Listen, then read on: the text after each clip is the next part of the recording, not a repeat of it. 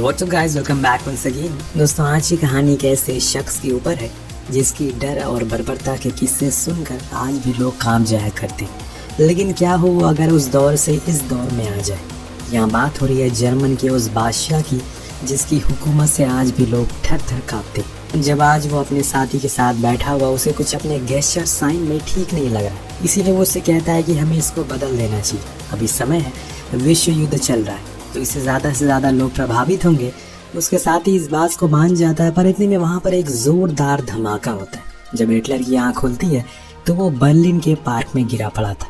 उसकी आंखों के सामने धुआं था, जो देखकर उसको ये लग रहा है कि दुश्मनों ने हमला कर दिया, जिसमें उसका बंकर नष्ट हो गया। पर वो असल में 1942 से 2024 में आ गया। जो चीज़ भी उसे समझ नहीं आती, जब वो अपने पैरों पर खड़ा होता है तो आसपास बड़ी बड़ी इमारतों को देखता है। उसे देखकर उसे लगता है कि शायद दुश्मन अभी आराम करने के लिए गए होंगे। इतने में उसके पास 3 बच्चे आते हैं जो कि फुटबॉल खेल रहे थे। वो हिटलर से पूछते हैं क्या वो ठीक है, तो वो उनसे एक फेबियन स्ट्रीट का रास्ता पूछता है, जो कि वो बता देते हैं। फिर हिटलर अपनी प्राइड कैप पहनकर वहाँ से जाने लगता। इस बीच एक रिपोर्टर जो कि वहाँ पर उन्हीं बच्चों की वीडियोस को बना रही थी, हिटलर उसके कैमरे में कैद हो जाता है, पर उसे इस बात की खबर नहीं पड़ती। अब इसके बाद जब वो बाहर स्ट्रीट पर जाता है तो उसे वहाँ पर काफी सारे लोग दिखाई देते हैं जिन्होंने कुछ अलग किस्म के पोशाक पहने हुए थे। आखिर कोई उसे देखकर सल्यूट क्यों नहीं कर रहा, बल्कि सब तो उसके साथ फोटो खिंचवा रहे हैं, उसे देखकर हंस रहे हैं। उसे लगता है कि सब लोग युद्ध की वजह से पागल हो गए, या फिर उसने उनके ऊपर जो एक्सपेरिमेंट की है उसके कारण वो ऐसा बिहेव कर रहे हैं। इतने में उसके पास एक मॉडर्न कार गुजरती है जिसको छूकर उसका सर चकरा जाता है। ये सब क्या हो रहा है, वो आखिर कहाँ आ गया है। लोग उसकी इतनी ज़्यादा फोटो क्लिक करने लगे थे कि वो परेशान हो गया। इस बीच वो एक लेडी से जाकर आज की डेट पूछता है, लेकिन वो उसे देखकर इतनी ज़्यादा डर जाती है कि उसकी आंखों पर पेपर स्प्रे कर देती है, जिससे उसकी आंखें बहुत ज़्यादा जलने लगती है।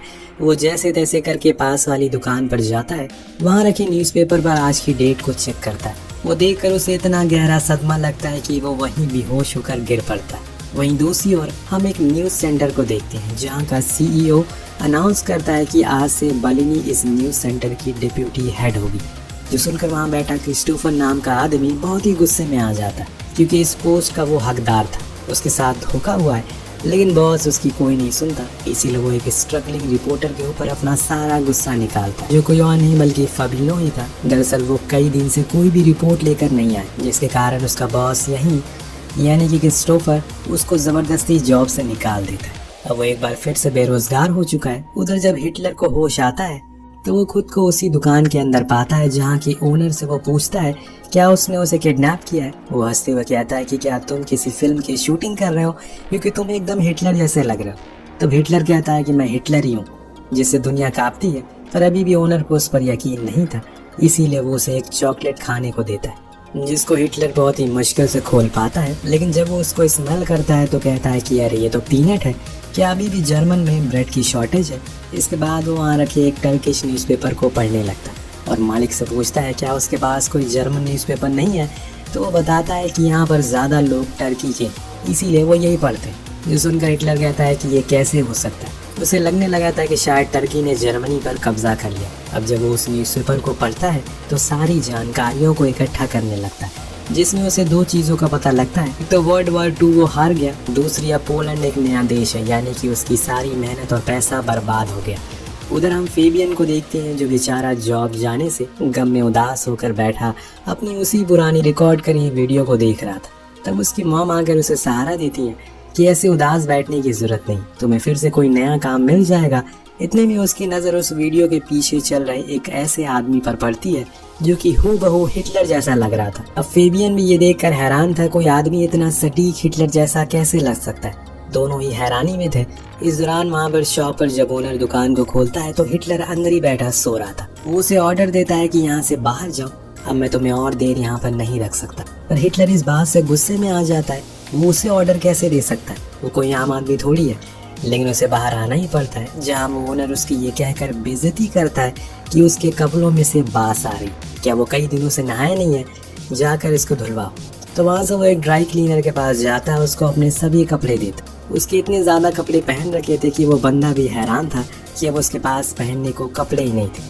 वो ऐसे बाहर नंगा तो नहीं जा सकता, इसीलिए वो वहीं से कुछ कपड़े उधार ले लेता है, जो कि आप देख ही सकते हैं। उसमें अभी क्या पहना हुआ है। ऐसा भयानक कॉम्बिनेशन देखकर तो रणवीर सिंह भी हैरान हो जाएगा। खैर उधर फेबियन ने बड़ी ही मुश्किल से हिटलर के पते को ढूंढ लिया, यानी कि वो शॉप। जब वो वहाँ पर वापस आता है तो उसे देखकर एकदम दंग रह गया, क्योंकि ऐसे कोई बंदा एकदम हिटलर जैसा कैसे लग सकता है। उसके दिमाग में एक आइडिया आता है जो वो उसके साथ भी शेयर करता है। वो चीज़ हिटलर को भी पसंद आती है।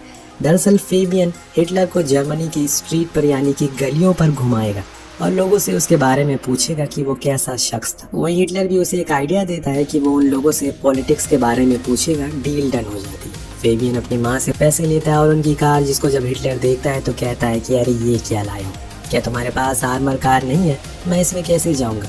पर बाद में वो मान जाता है और दोनों पहले दिन कुछ वीडियोस को शूट करते हैं। फिर एक होटल में स्टे करते हैं जहाँ पर हिटलर टेलीविज़न को देखता है। अब उसे यकीन नहीं हो रहा था कि ये क्या बवाल चीज़ है। ये सीन काफ़ी मज़ेदार होता है। उसकी रिएक्शन देखकर हर किसी को हंसी आ सकती है।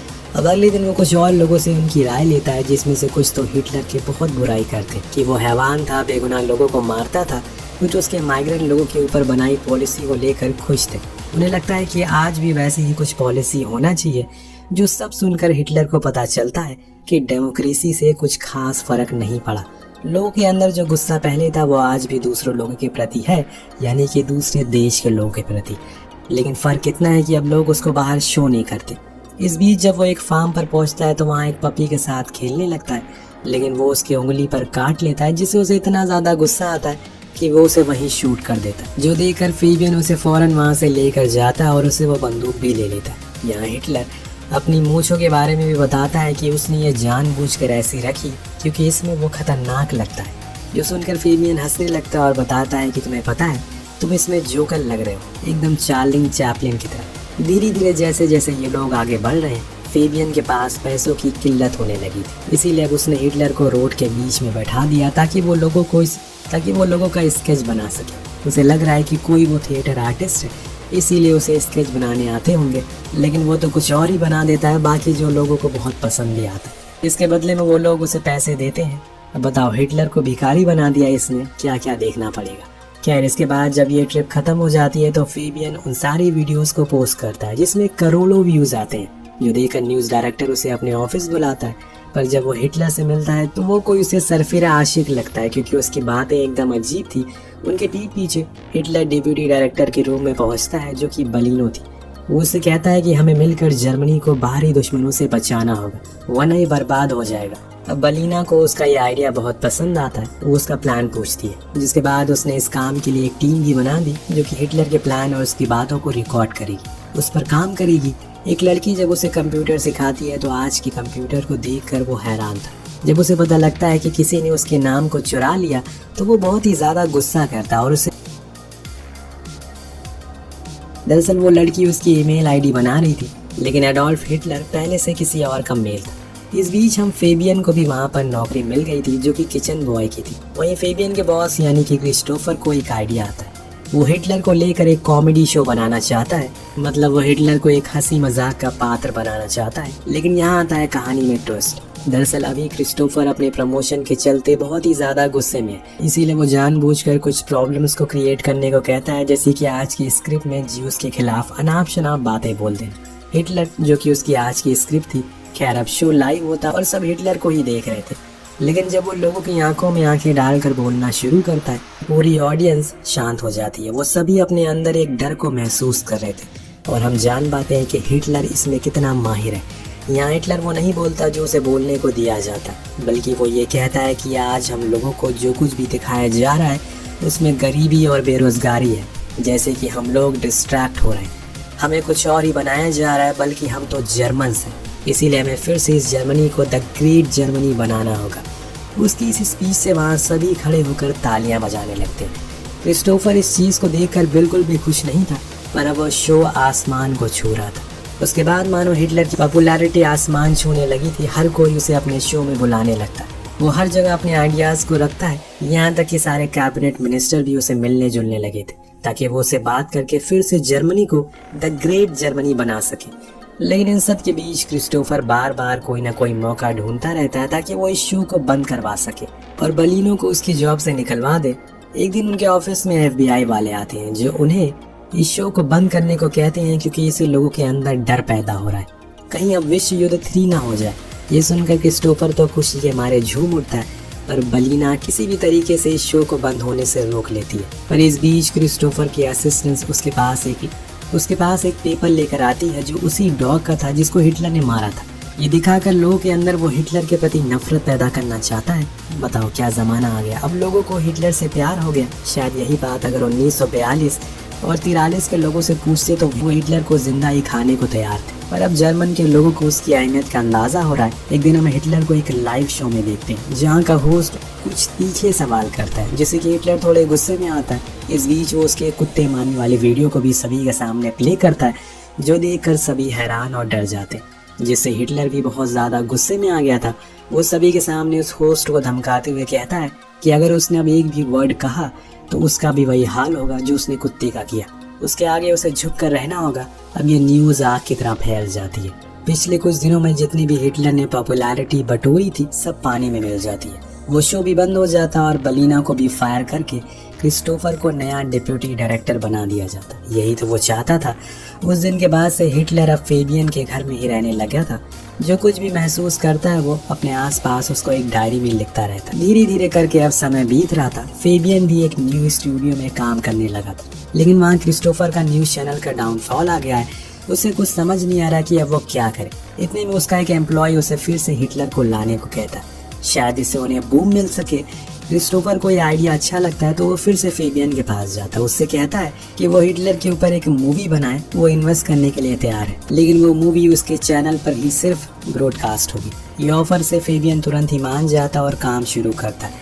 एक दिन जब वो हिटलर के साथ अपनी गर्लफ्रेंड रूबिना के घर डिनर पर जाता है तो उसकी मॉम हिटलर को पहचान जाती है और उससे शैतान हैवान कहने लगती है, क्योंकि वो ज्यूस थी। जब ये बात हिटलर को पता लगती है तो कार में फेबियन से कहता है कि ये ज्यूस लोग अभी तक जिंदा कैसे हैं, मैंने तो सभी को मरवा दिया था। इन लोगों को जीने का कोई हक नहीं है, इन सभी को ख़त्म कर देना चाहिए क्योंकि ये जानवर है। उसकी ये बातें सुनकर फेबियन भी शौक में था। किसी के अंदर किसी की कास्ट को लेकर इतनी नफरत कैसे हो सकती है, पर वो ज़्यादा कुछ कहता नहीं। उसको लेकर अपने स्टूडियो आता जहाँ पर उनकी आज की मूवी शूट होने वाली है। उससे पहले फेबियन उसको सब कुछ शुरू से याद करने को कहता, कैसे वो यहाँ तक आया, उससे पहले वो कहाँ पर था, पर उसे कुछ भी याद नहीं था। उसी रात शूट खत्म होने के बाद जब वो बाहर आता है तो वहाँ पर कुछ चोर आ जाते हैं जो उसे छीना झपटी करना शुरू करते हैं। उन्हें देखकर हिटलर कहता है, तुम जैसे लोगों की वजह से ही आज जर्मनी की ये हालत हो गई। पर वो दोनों उसे बहुत मारते हैं और सब कुछ लूट कर निकल जाते हैं। अब जब सुबह हिटलर की आंख खुलती है तो वो हॉस्पिटल में था जहाँ पर उसके सामने बलीना थी। वहीं दूसरी ओर फेबियन फिर से अपनी उस वीडियो रिवाइंड करके देखता है तो उसे कहीं दिखता है कि हिटलर असल में झाड़ियों में खड़ा हो रहा है, जो देखकर वो फौरन उसी जगह पर जाता है जहाँ की मिट्टी पर उसे कुछ बारूद जैसा पदार्थ मिलता है। वहीं पास में एक बोर्ड भी लगा था जो ये दर्शा रहा था कि यहाँ पर एक हिस्टोरिकल बंकर था जो किसी और का नहीं बल्कि एडोल्फ हिटलर का था। अब ये देखकर वो फेबियन के दिमाग के पत्ते खुल जाते हैं और वो फौरन हॉस्पिटल जाकर सभी से कहता है कि वो असली हिटलर है जिसको हम बेवकूफ़ समझ रहे थे। पर वहाँ बलीनो बताती है कि वो तो स्टूडियो चला गया। फेबियन वहाँ से भागते हुए स्टूडियो आता, वहाँ हिटलर के ऊपर बंदूक तान कर कहता है, तुम असली हो? उसका जवाब आता है कि हाँ बिल्कुल असली, मैं वही हूँ जिससे आज से कई साल पहले लोग कांपते थे। मैं तो अपनी पहचान छुपा ही नहीं। इसके बाद फेबियन उसे बहुत बुरा भला कहता है कि वो हैवान है, उसने न जाने कितने लोगों को मार डाला। लेकिन हिटलर के जवाब एकदम सटीक होते हैं। उसका कहना था कि तब की जर्मनी देखो और आज की जर्मनी, आज तो तुम लोगों के पास सब कुछ है, फिर भी तुम लोग किसी से छोटी सी लड़ाई करने लायक भी नहीं बचे। मैं तो अकेले कई देशों से भिड़ गया। फेबियन गुस्से में उसे लेकर टेरिस पर जाता है और वहाँ उसे ये कहकर मार देता है कि आज से उसकी कहानी खत्म। हिटलर उसी टेरिस से नीचे गिरकर मारा जाता है। लेकिन कुछ ही सेकंड बाद हिटलर की आवाज़ फिर से फेबियन के कानों में गूंजती है, क्योंकि वो उसके पीछे ही खड़ा था, जो कह रहा है कि तुम मुझे जितनी बार मान लो, मैं जर्मनी और उसके इतिहास के पन्नों में कभी गायब नहीं हो सकता। ये कहकर वो फेबियन को गोली मारता है और बूम, यहाँ पर बलीना कट कहती है। जी हाँ दोस्तों, ये सब एक मूवी का शूट था। पर ये क्या, जो बंदा फेबियन था वो तो फेबियन है ही नहीं, उसने तो उसका मास्क पहना हुआ है।